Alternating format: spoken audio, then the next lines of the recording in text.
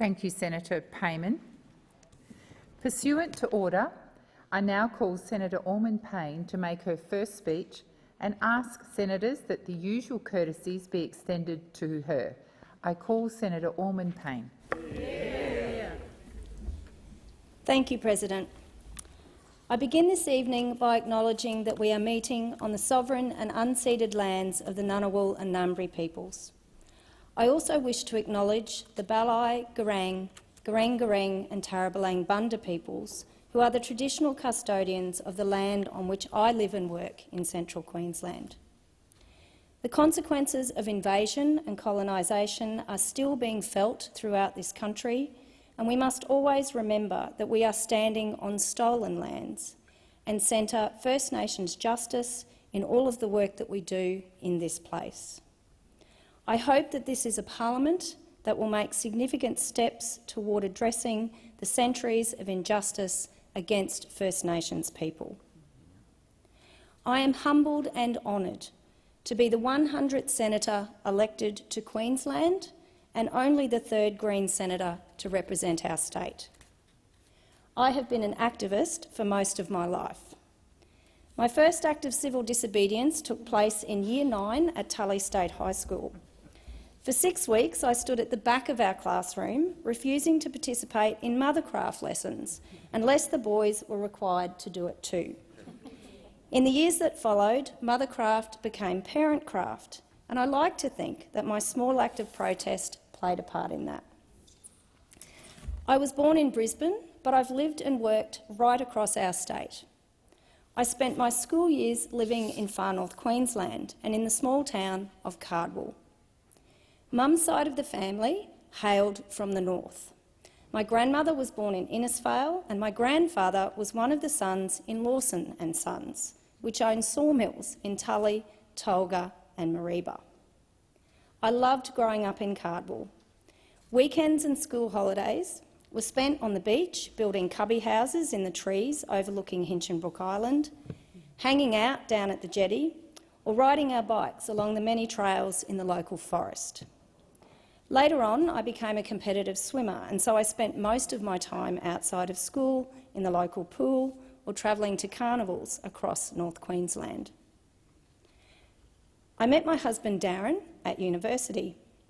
Like me, he was studying human movement, having previously qualified as a fitter on the railways in New Zealand.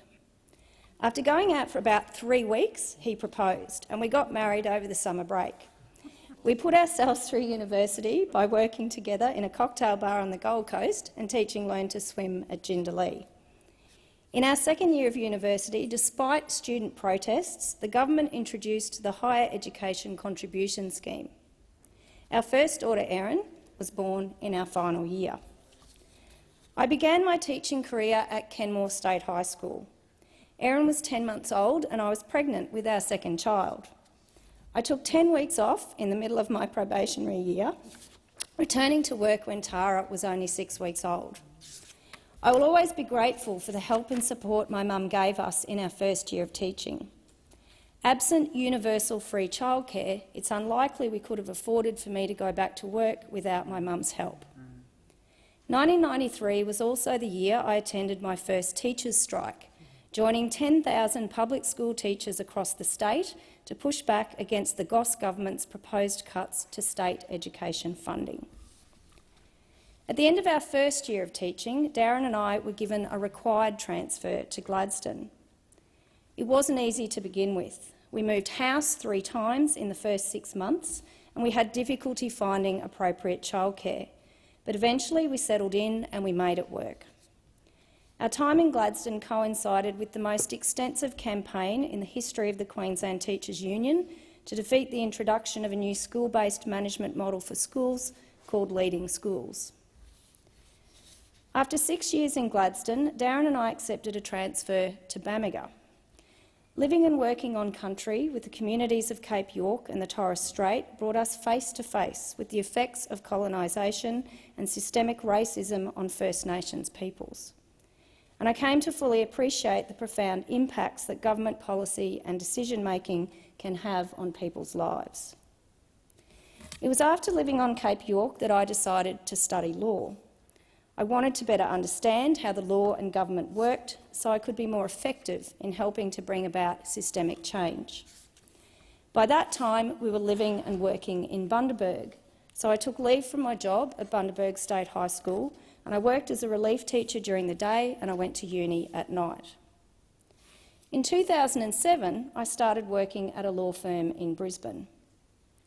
I loved studying law, but what I learnt from practising law was that I really loved teaching. And so in 2012, I returned to the classroom. Since returning to teaching, I've become increasingly distressed by the growing inequalities in our education system. While public school teachers are forever being asked to do more with less, private schools receive ever-increasing funding. Over the past 10 years, government funding for private schools in Australia has increased at nearly 5 times the rate of public school funding. It's projected that until the end of the decade, private schools will be funded over 100% of their schooling resource standard, whilst public schools won't even be funded to 91%. As education economist Adam Rorris has pointed out, the school resource standard is not an aspirational standard of school funding. It is the minimum amount of funding required to have students reach the minimum achievement benchmarks. When governments fail to reach this funding level, they fail the students of this country. Students like Lachlan, Judy, Hannah, Noreen, Mayella, Brittany, Hayley and Jake, who made teaching my last legal studies class an absolute joy, and who will be graduating from Gladstone High this year. Good luck. Every Australian student deserves a world-class education, and public money should be for public schools. Over the past decade, I've also witnessed the growing inequalities in our communities. As teachers, we meet everyone. We meet the student who comes to school hungry because their parents' job seeker payment isn't enough to live on. We meet the family at risk of homelessness because the landlords put the rent up and they can no longer afford to live there, or there simply aren't enough homes to rent. We meet kids who can't get their homework done in the evenings because their parents literally can't afford to keep the lights on. We meet the mother who is desperately trying to protect herself and her children from a violent partner. And we meet the child who is at risk of suicide but is unable to access appropriate mental health services.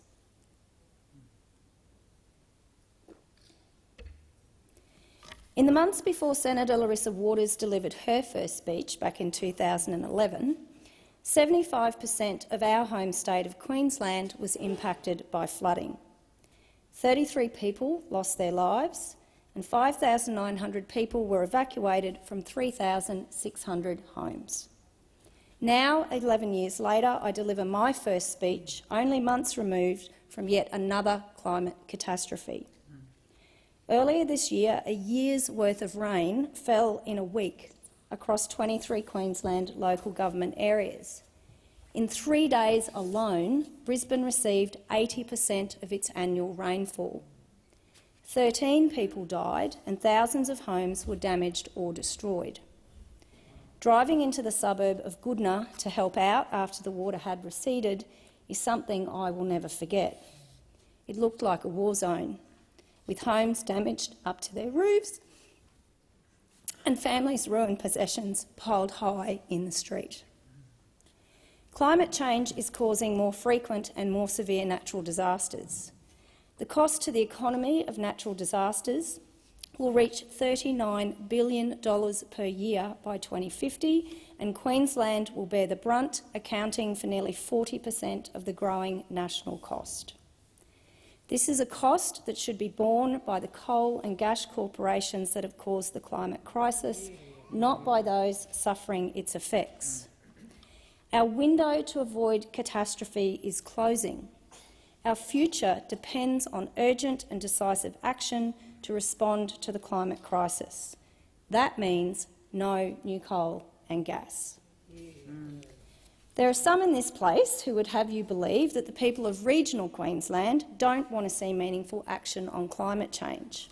Well, that's nonsense. Before the election, the Australian Conservation Foundation conducted Australia's biggest climate poll. It found that nearly 2/3 of the people in the electorate of Flynn, which encompasses my hometown of Gladstone, believe that climate action will produce economic benefits. The results were similar in the seats of Capricornia, Dawson and Maranoa. Workers in regional Queensland know that the world is moving away from fossil fuels and that a transition to renewable energy is inevitable. What they want to know is what comes next and how will they be supported through the transition. As a unionist, I've spent almost 30 years advocating for the rights of workers. I am committed to ensuring that as we make the transition to a renewable energy economy, no worker is left behind and our regional communities can benefit from the massive opportunities that come with investment in renewable energy generation and manufacturing. As the only senator based in Gladstone, I will be working closely with my community, as well as others around the country, to ensure that there is a plan for high-quality infrastructure, high-quality services and high-quality jobs as we transition to a net zero emissions economy.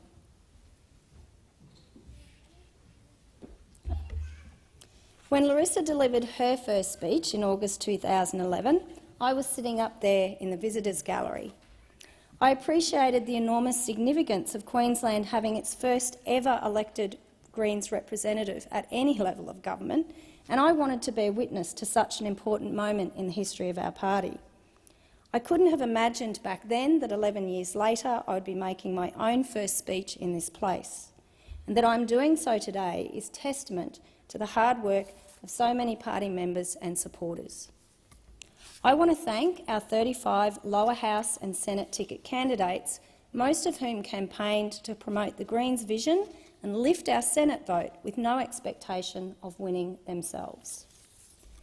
To Danielle Mutton, Bernard Lakey, Ian Maslin, Stephen Bates, Mick Jones, Paula Crean, Vinnie Batten, Sally Spain, Sue Etheridge, Renee Wells, Paul Bambrick, Jordan Hall, Max Chandler-Mather, Mickey Berry, Scott Humphreys, Andrew McLean, Jennifer Cox, Philip Musamichi, Melissa Stevens, Earl Schneiders, Alyssa Parker, Scott Turner, April Broadbent, Claire Garton, Asha Worstling, Will Simon, Neil Cotter, Elizabeth Watson-Brown, Craig Armstrong, Nicole Thompson, Ben Pennings, Anna Shree, Elise Nelligan, Navdeep Singh and Rebecca Haley.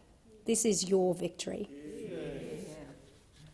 To Larissa, this Senate seat was only winnable because of the amazing work that you have done for over a decade. You and I are the pointy end of 30 years of political history in Queensland, of which you have played such an important part. Thank you for everything you've done over the years. I'll never forget how proud I was to be in the Senate chamber when you made your first speech, and I'm so pleased and proud that I now get to do this with you. To Asia, Katinka, Emily, Kirsten, Guy, Sean, Emerald, Lyle, Imogen, Mark, Nikita, Marty, Josie, Izzy, Simon, Sam, Ellie, David, Mariana and Will. Thank you for being the best Senate campaign support team I could have asked for. To Jane, Erin and Tammy and all of our Gladstone volunteers, thank you for making this the biggest Greens campaign we've ever had in Gladstone. To my dear friend Kitty Cara, thank you for keeping the whole show on the road and giving me either a confidence boost or a stern talking to when I needed it. Over the past 12 years, I've benefited from the mentorship, counsel and friendship of so many people in our party. The list is too long to include here, but you know who you are. Please know that I wouldn't be here without you. To my family, Dad, Thank you for the countless times you drove me to the airport at 4:30 a.m. on a Monday morning so I could be home in time for school after a weekend of campaigning. I think Mum would be really impressed by our efforts. To Erin and Tara, I'm incredibly proud of the strong women you've become, and I hope you're proud of me too. To Billy and Esther, you are the lights of my life. And I'm sorry that Mum, I won't be able to visit you quite as often as I'd like for the next little while. And to Darren, thank you for riding the roller coaster with me over the past 32 years. I love you.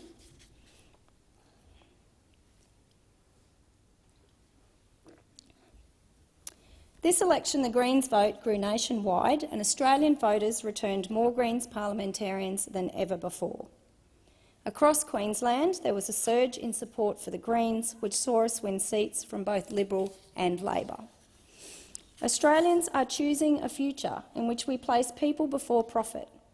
They want to see Medicare extended so that it doesn't stop at your teeth or your brain. They want to see safe, secure housing treated as a human right rather than a scheme for extracting profit from desperate people. And they want to see a climate that is safe to live in, which means no more coal and gas and a rapid transition to cheap, reliable and publicly owned renewable energy.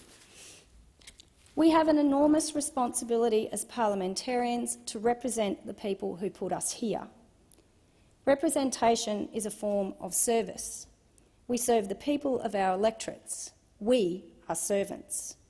We are not the Australian people's masters, they are ours. The major parties have forgotten this.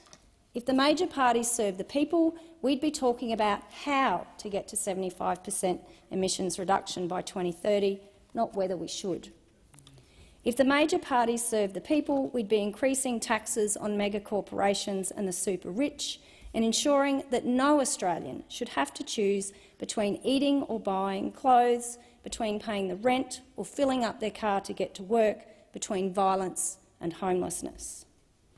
The federal election was a wake-up call to every single parliamentarian and corporate lobbyist strutting the halls of this building. People are scared and people are angry. They have had enough of a status quo that delivers record corporate profits while everyone else suffers, and they are willing and able to tear it down. I represent Queensland. I represent the people of a state that is suffering the effects of catastrophic global heating more than most. A state where more than 50,000 people languish on the social housing waiting list, some for more than a decade. A state where 1 in 8 people live in poverty. I am a servant of the people of Queensland, and I will be judged by the people of Queensland if I fail to serve them and fight for them with the dedication and seriousness that they deserve. I'm up for the challenge. Let's get to work. Thank you. Thank you, Senator Allman-Payne.